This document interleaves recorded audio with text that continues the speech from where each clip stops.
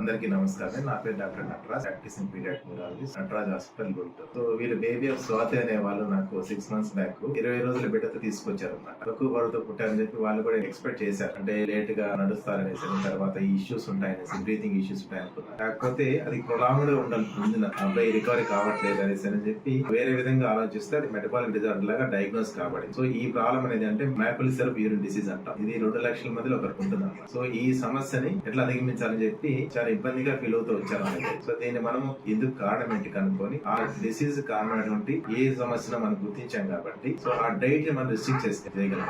So చేసి ఆ special diet మనం బేబీకి ఇవ్వడం వల్ల బేబీ రికవర్ అయిపోయి ఏదైతే సమస్య బ్రీతింగ్ సమస్య తర్వాత వెయిట్ గెయిన్ కానీ ఈ డల్నెస్ అనేది రికవర్ అయిపోయి ఈజీగా రికవర్ కాగలిగారు. 10 days రికవర్ అయిపోయింది. మళ్ళీ 6 months ఫాలో అప్ వచ్చారు. మనకి డెవలప్మెంట్ కూడా అనుకున్న రీతిలో ఉన్నప్పటికీ 6 months బేబీకి వెళ్తున్నాడు, అటు ఇటు సైడ్ వెళ్ళగలుగుతున్నాడు, పట్టుకుని కూర్చోగలుగుతున్నాడు, మెంటల్ యాక్టివిటీ కానీ ఈ బేబీ డెవలప్ ఇట్లాంటి సమస్యలు ఏదైనా ఉన్నప్పుడు మనము వేరే విధంగా ఆలోచించి సరైనటువంటి ట్రీట్మెంట్ మెడిసినే కాకుండా స్పెషల్ డైట్ ఇవ్వడం వల్ల ఇట్లాంటి పిల్లల్ని మనం అందరి పిల్లలాగానే పెంచడానికి చాలా అవకాశం.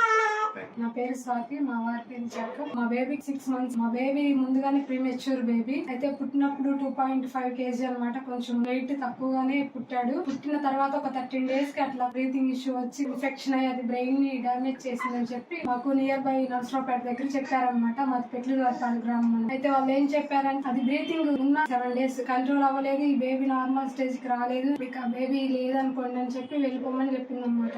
అయితే మేము తెలిసినటువంటి కొంతమంది డాక్టర్ల ద్వారా ఇట్లా మా బాబుకి ఇంత ఇష్యూ ఉందని చెప్తే సార్ ని రిఫర్ చేశారు మేడం. అక్కడే జెనెటిక్ టెస్ట్ కూడా చేశారు, మెటబాలిక్ డిజార్డర్ ఉందనేసి చెప్పారనమాట. కంట్రోల్ అవ్వదని చెప్పారు. అయితే ఇక్కడికి వచ్చిన తర్వాత సారు చాలా కేర్ తీసుకున్నారు. డే అండ్ నైట్ గానీ ఎర్లీ మార్నింగ్ గా వచ్చి బేబీని మాకంటే ముందుగా వెళ్ళి సార్ ఐసీయూలో బాబుని చెకప్ చేస్తూ ఉండేవాళ్ళు అనమాట. ఎట్లా ఉంది, ఎట్లా రికవర్ అవుతున్నారని. అంతకుముందు నా హాస్పిటల్ అయితే అసలు మదర్ ఫీడ్ వద్దని చెప్పేసి ఆపేశాను. కానీ సార్ అయితే మదర్ ఫీడ్ వల్లే బేబీ కూడా ఖచ్చితంగా కోలుకుంటాడని చెప్పారు. అయితే నో మోర్ డేస్ అని చెప్పారు. కానీ ఇప్పుడైతే మా బాబు 6 months మోర్ ఉన్నాడు అనమాట. ఇంకా మంచిగా హెల్దీగా ఉన్నాడు. మేము ఎక్స్పెక్ట్ చేసిన దానికంటే కూడా ఆ యొక్క బ్రెయిన్ ఇష్యూ కూడా అంతా క్లియర్ అయిపోయింది. మంచి యాక్టివిటీ గానీ తను తగ్గట్టుగా ఉన్నాడు అనమాట. దేవుడి దయ వల్ల మాకు ఒక దారి అనేది సార్ వల్ల మాకు చూపించబడింది. అయితే మంచిగా మా బాబు రికవరీ అయ్యాడు. Thank you sir, thank you so much.